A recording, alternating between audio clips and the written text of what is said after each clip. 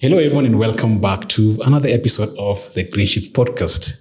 As I always say, this podcast is where we explore ideas, technologies, and even just leaders that are powering Africa's green transformation. I am Nixon Kanali, and today we're actually diving into one of the most urgent topics that is shaping African businesses, East African businesses. We're talking about ESG automation. And of course, that is the intersection of sustainability, data, and technology. And of course, joining me is someone who I think is right at the center of these conversations, Njoki Kamau-Mbugua. Welcome to the podcast. Thank you. Thank you so much, Nick. Yes, and of course, Njoki is the founder of Ardena Consulting. I got the name right? Is Ardena? Ardena, yes. Yes, Ardena Consulting, which is a green tech, ESG, and carbon automation firm that she launched in 2025.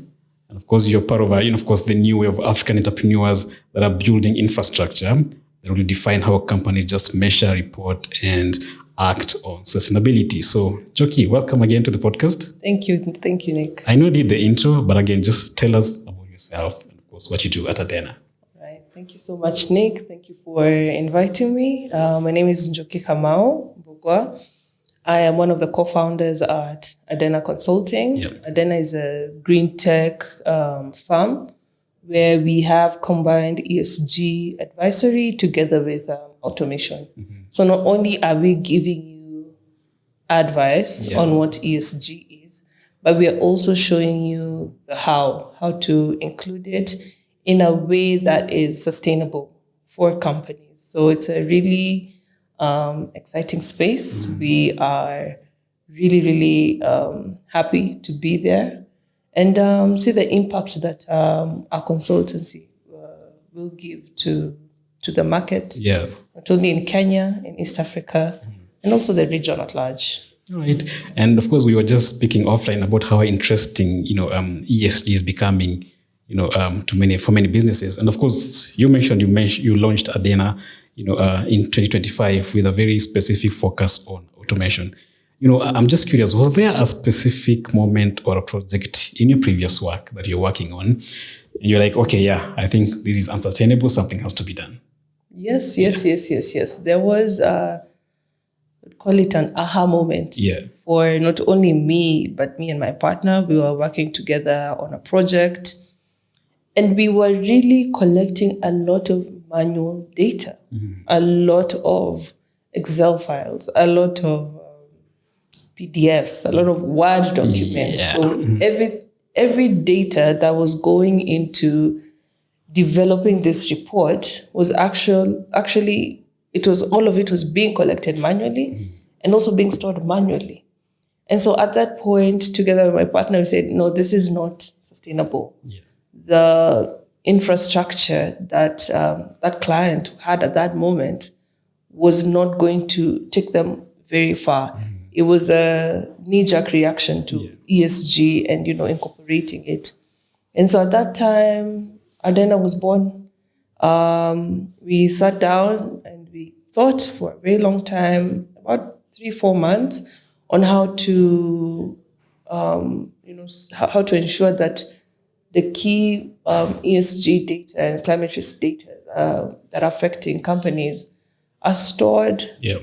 Not only stored, but also interpreted easily so that then now this data is available for everyone in the company. Mm-hmm. So that is where Ardena was born. And we keep growing. Yeah, that's very interesting. And of course, we are here in Nairobi. Of course, we run businesses here in Nairobi. And of course, there are so many general management consultancies, which I believe is what you do. But of course, as a company, you made a very deliberate decision or choice to just build, a firm that's specifically targeted on green tech and carbon automation. Why did you feel like there's a market, like the market needed that level of specialization? What was the missing? What was missing that you feel actually Ardena was trying or is trying to fix? Yes. That's a really good question, and it almost ties back to what I had said earlier. We were working on a project and we were just giving advisory. So what happens right now is that you'll get a consultant, they will tell you what ESG is and how you need to incorporate it in your company. Yeah. And, you leave the training very excited, very happy that, now we know what ESG is. We know how to incorporate it in our company, but the infrastructure on how to do it does not come out very clearly. And even if it comes out in the training, you don't have the necessary mechanisms, right? So Ardena is different because not only do we give the advisory, but we also give you the infrastructure on how to build ESG into your company and build it sustainably, such that if you're recruiting somebody new in a specific department, they're not stuck with a huge file that is trying to describe this is what our ESG looks like. It is data that is live, continuous, and can easily be interpreted across your organogram for the company. Yeah, okay. And of course, we're going to just come back and talk about this data. And of course, you spoke about green tech. And I think, as you said, at times some of these things never really come out clearly. And I think it's a phrase, green tech is a phrase that sometimes really confuses people who still think ESG is, a policy work. Maybe just for listening, who listen to this podcast, what is the tech component of your solution? Are we talking about, AI-driven data? Are we talking about, real-time dashboard, automation tools? What does it actually look like? That's a great question, because what really differentiates Ardena is that the tech part it's an add-on. It's not the only solution that we're giving. So it's a tool that embeds different parts of technology. Yeah. So we do have automated data collection. Yeah. So through the data that you feed Ardena, you're able to diagnose your ESG. Yeah. Our platform is also built against international global standards on ESG reporting.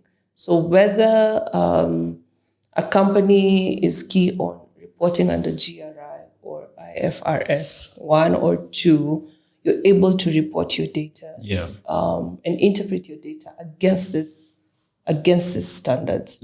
So we're not saying that automation is the key. We're saying that it's an add-on. So it's not there to remove skills from ESG managers or ESG directors. It's there to amplify that skill so that you have an infrastructure that can run through the organization and outlive the specific individual. All right, interesting. Because I think that's what has been missing, actually. The companies have all this data, but again, what do they do with this data? Exactly.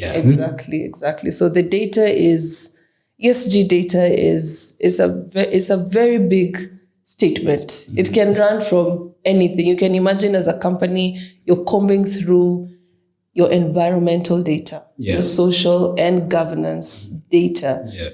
How that data is collected and interpreted is actually the key on strategy for a company when ESG is concerned. So you're just not sitting down with good intentions and knowledge.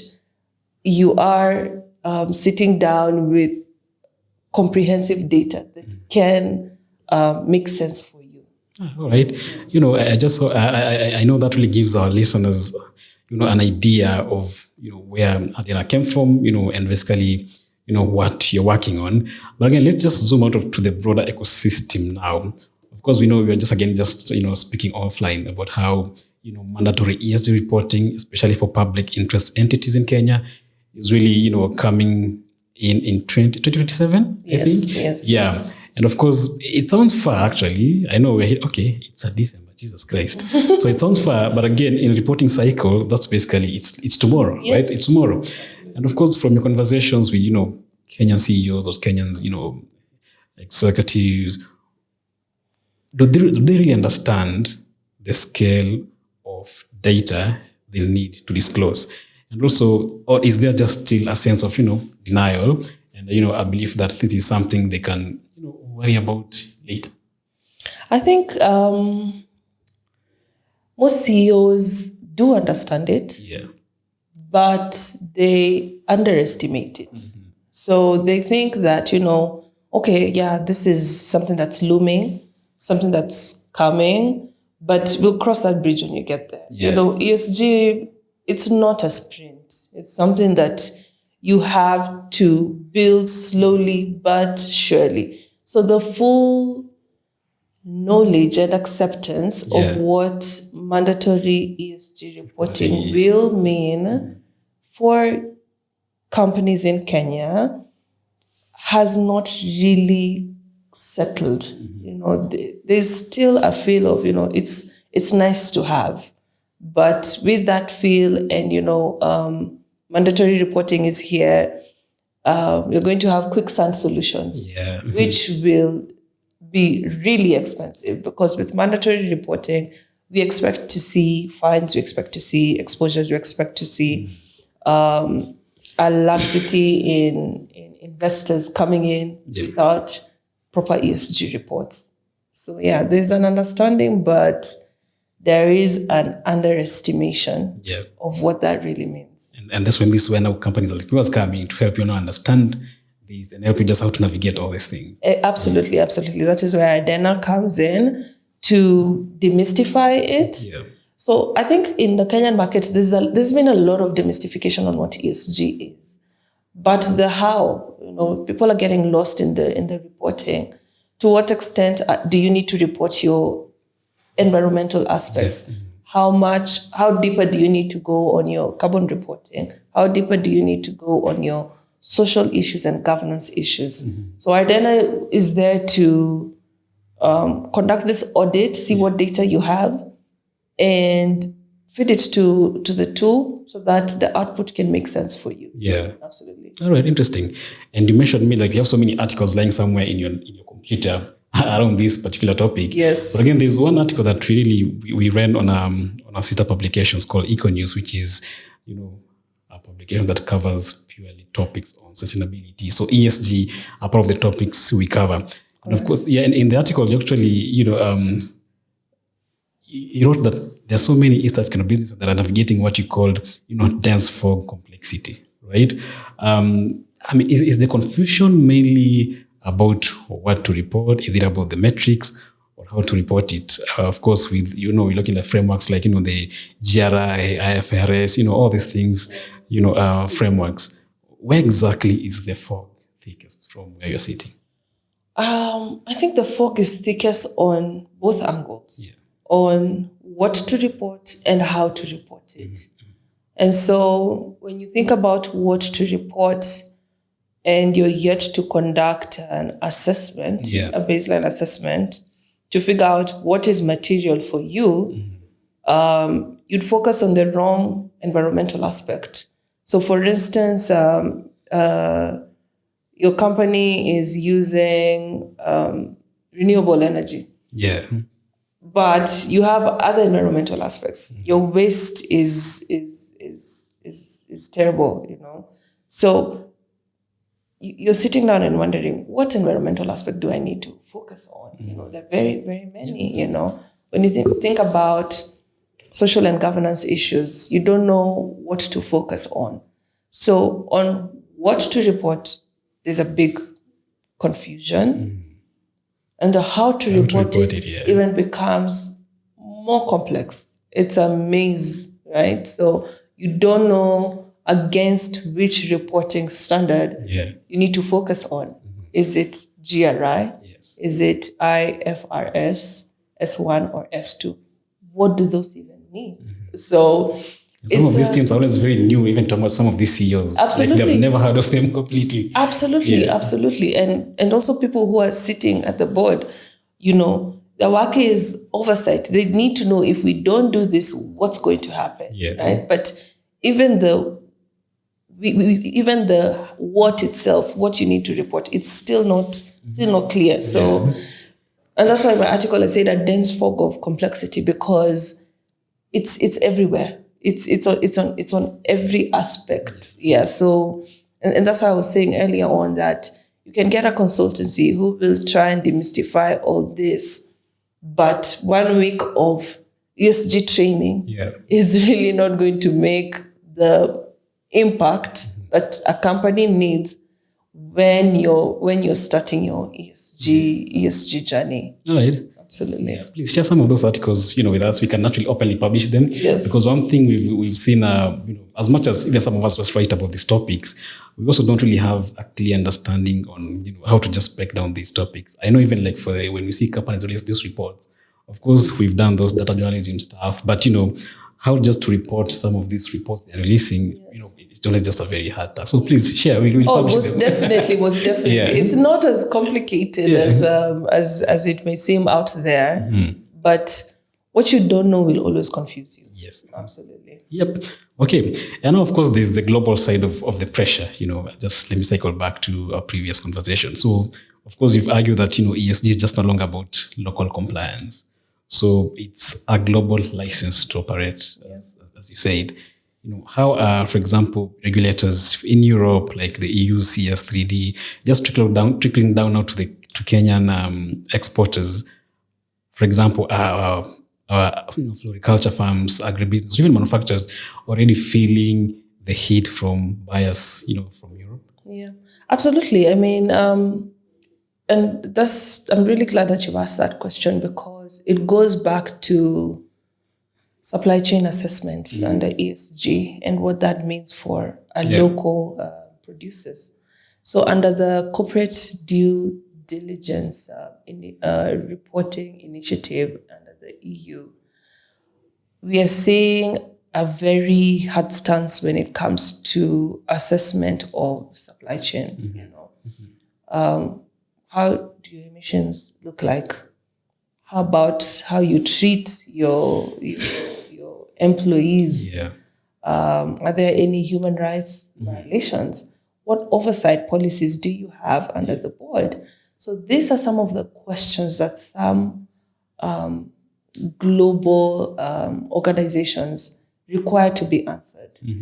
And so you cannot answer that off the bat. You need data to justify what you're saying. You need these policies to actually prove that in terms of human rights violations, we do have a comprehensive employment contract that covers various aspects. So there are global expectations that are finding Kenyans seated comfortably in their companies and the CEOs we were mentioning earlier on. So some of these things will not be able to fly. And that's why the question you asked earlier on, how do the CEOs figure this out?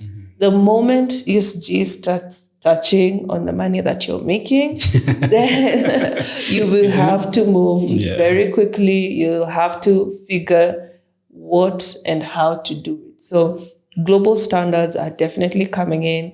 The mandatory reporting that we're seeing ISPAC pushing for is based on a global standard, the IFRS S1 and S2. GRI, so many people are doing the GRI certification. That is a global standard. Yeah. Absolutely. And you've seen even NSE pushing for the same as well. Yes. NSE has a policy manual or guiding companies on how to report. KBA is also extremely very vibrant. We've also seen CBK release the Kenya Green Finance Taxonomy that is giving different sectors a guidance on how to think about the environmental aspects. So the regulation is very, very vibrant. But at least you'll agree, at least there's work going on, so that's a good thing. Right? That's a good thing. It is a good thing. It's a good thing. But the moment I think the fines come in, then more work will come. Definitely. Okay. So let's talk about now, of course, the solution, specifically, the Ardena methodology. So I know you've spoken to the CFOs when you are when you go out to actually talk about your product. And of course, we see a lot of CFOs trying to track, carbon footprints on even Excel sheets. We've seen, manually, with endless emails, talk to site managers, all these things. But again, in 2025, I know the year is coming to an end. What are the risks of doing that? At what point the spreadsheet to move from, workable to now a fully blown liability? Yeah, I mean, as we mentioned earlier on, data is key when it comes to carbon footprint. Mm-hmm. One of the risks is that you will have human is to error. Mm-hmm. In carbon accounting, you confuse one thing and the whole of your Excel sheet is red with errors. And, you can imagine you've been building this specific database on your CSV file, and it disappears like that. Yeah. So definitely human is to error. We are prone to that. We're not saying that automation is fully, what's the word I'm looking for? We're not saying it's fully invisible to error, but it will help you in ensuring that your data remains secure. Number two is that, we're seeing regulators demand for auditability. Yeah. So you cannot audit just what you have. How did you arrive to that? How did you calculate your scope 1, scope 2, scope 3 emissions? To justify everything. Exactly. How did you get to this? Is this a figure or is this data that we can actually rely on? Right? So we're seeing regulators demand for auditability. And finally, investors and clients demand consistency. Yeah. And so with that consistency, you need to have proper history of how you're collecting this data and what this data means. So a lot of errors, and this is just errors off the bat, a lot of errors that can come with manual reporting. And that's why we at Ardena, we are hoping that the automation process will be able to cure some of these human errors when it comes to carbon footprint. All right. And of course, one of your co-arguments is that automation turns ESG into, from a cost center into a strategic advantage. Absolutely. Just paint for us that picture. How does real-time ESG data just help companies, help local companies, regional companies just save money, avoid risks, or even just, win a new client, for example? Yeah, it goes back to data. What do you have? And can you justify it? Can you explain it? Give us one example. Say, for instance, I run a company and we're busy looking for investors and funders. One of the things they're going to us right now is, do you have an ESMS, Environmental Social Management System? You've sat down with your people on the ground and you've said, for scope 1, I think we are doing this figure. For scope 2, I think we're doing this figure. The question will be, how? Do those figures even make sense? So, of course, investor credibility is very, very important. That is how you earn, you get some funding or you won't get funding. We've seen this happening. Yeah. Trust me, I agree, because we've seen even some of our suppliers, when we're being onboarded as a supplier to some of these companies, when you're filling that form, you have to do reporting. There's a section for that. Exactly. You must do reporting. And, earlier on, we were talking about the global standards. They are finding us. That is how it is practical. That is how we are starting to see, companies and businesses feel the pinch of what ESG is. So it's a real-time thing. Another example would be when you talk about waste management and you're saying, hey, listen, we take our waste to we center, we recycle that. Have you weighed your waste? Do you know whether you're taking 5 tons, 30 tons? Do you know how much you're taking? And whether that recycling actually offsets your other environmental aspect. So in terms of businesses, we have to see a clear picture of the data that you're giving us and whether it's actual, real, comprehensible data. Yeah, okay. And of course, we can't talk about that without talking about, the classic challenge with automated systems. So, of course, the usual garbage in, garbage out things that we always talk about. How then do you just ensure the data that is maybe coming from the remote factories somewhere, deep in parts of Kenya, or even just supply chains, or even field operations, is actually accurate before it hits the dashboard? Yeah, we have to, as we said, automation is not here to replace humans. Mm-hmm. It's here to work with us. So we have human oversight where it matters. Before you feed in the data, you have your ESG manager sitting down with some of these CSV files, reviewing them and stating that, this does not look accurate. Yeah. This does not look right, So it's there to work with us. Secondly, we do have validation systems that are built into the platform. And so we embed logic that automatically flags anomalies. Yeah. So you cannot report a figure under for instance, if you have a carbon offset project, you can't report a figure that is extremely wild compared to the data that you fed into the GHG calculator. Mm-hmm. So the automation is here to work with us. Yeah. Actually, we built it, with our thought processes and our experiences. Mm-hmm. So we are overcoming that narrative of garbage in, garbage out by ensuring that it's just not AI that you talk to and it's giving you some imaginary solutions or hallucinations. Mm-hmm. We have human points, and the human points also build logic into our workflow, into our tool. Okay. And of course, I'm just curious. Now, when you talk to these companies, these CFOs, do they actually listen? I'm just curious.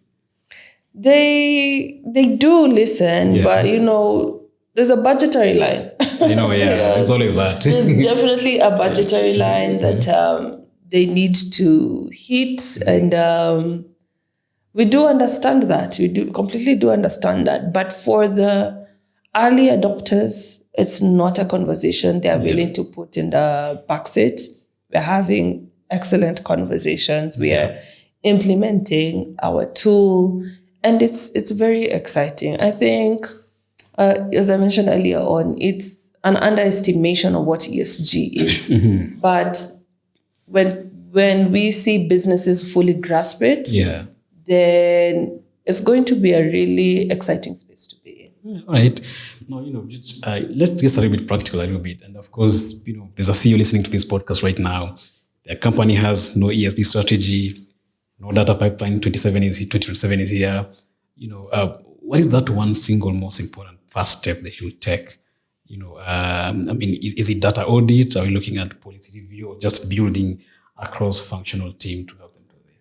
I think the very, very first thing, even before building a team, is to examine the data you have. Yeah. So what data do you already have? What data are you missing? What data currently lives inside the organization? Mm-hmm. What do you have? You can bring in a team and you can start building policies, but the policies are being built against the backdrop of emergency, exposure, fines.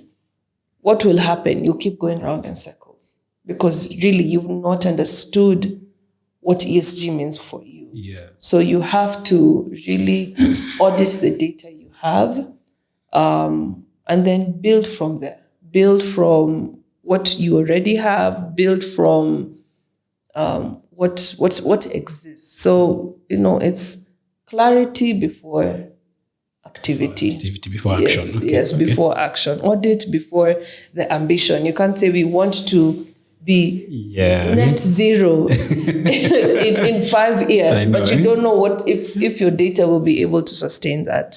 Right. Thank you, Njoki. I know we're almost coming to an end, but again, as you look at your roadmap, for Ardena and of course the broader region, where do you see the East African green tech space in 5 years, for example? Will manual ESG reporting be extinct, or will companies still be struggling with spreadsheets? in the coming years, let's say 2030? I think in 5 years, and diagnosing this against what's happening in Kenya, automation will have to be the default. Yeah. We will move from collecting data manually, and just reporting will be inefficient because we will see a cycle of reporting and reporting and reporting and reporting. Yeah. And so with this cycle, automation will have to be the default. Mm-hmm. Secondly, just like Ardena, there will be local solutions. Mm-hmm. Right? We'll see solutions in Kenya, Rwanda, Uganda, Tanzania. We'll see local innovation coming up to solve local solutions. So, and finally, we'll also see a growth in the regulatory space. Yeah, we will definitely see how some of these global policies will be transplanted, but not only transplanted, but transplanted in a manner that makes sense for the local business in Kenya. Absolutely. All right. Thank you very much, Njoki, for joining us on this episode. Any closing remarks? I mean, where can people find Ardena? Just anything else you want to talk about Ardena? Absolutely. We are very vibrant on LinkedIn. Our LinkedIn is at Ardena Consulting. Our mission is simple: to make ESG implementation practical, automated, and accessible. So we are building a tool that is specific for business. Edit that out. Yeah. We're building the tools African businesses need to compete confidently in a world where sustainability is no longer optional. So with the approaching deadline, I hope if there's any CEO listening for us, buckle up. It's going to get rough, but Ardena is there to give you a solution. All right. Thank you so much, Njoki, for joining us on this episode of the GreenShift Podcast. Of course, one thing that I've picked and one that is clear, that the region really South Africa really standing at a very pivotal point where compliance, technology, and even just sustainability now are emerging into a new era of business transformation. Of course, now firms like yours, like Ardena, are playing a very crucial role in shaping that future. So to our listeners, thank you so much again for tuning in to this episode of the GreenShift Podcast. If you enjoyed this podcast, please be sure to subscribe, to share with a friend, and of course, a colleague, and follow us for more deep dives into Africa's green innovation landscape. We have more coverage on sustainability on our sister publications, econews.co.ke. Thank you so much for watching. I'll see you in the next episode.